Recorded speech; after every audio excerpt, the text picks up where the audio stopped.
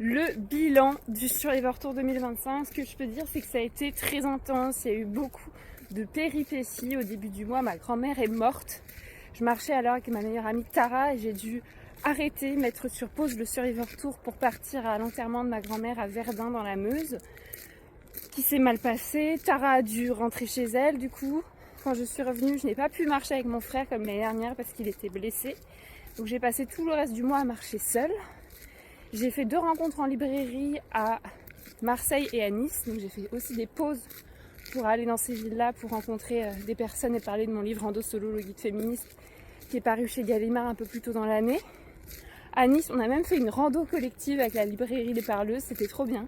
Sauf qu'à un moment donné, sur le sentier côtier, j'ai vu un exhibitionniste, un homme nu, avec le sexe en érection, donc ça m'a traumatisée. Je m'en suis sentie très mal pendant plusieurs jours après ça. Et puis il y a eu aussi des orages qui ont fait que certaines étapes, j'ai dû les raccourcir, j'ai dû les annuler sous peine de me prendre un orage sur la tête. Mais globalement, j'ai trouvé cette partie du Tour de France à pied très belle parce que je traverse la Provence, les côtes de Provence, et c'est des petites montagnes comme les Alpilles, la montagne Sainte-Victoire après Aix-en-Provence, ou plus récemment le rocher de Roquebrune. Et c'est magnifique, je ne connaissais pas du tout. Je me trouve actuellement dans le Var, je vais finir ma marche à Saint-Raphaël.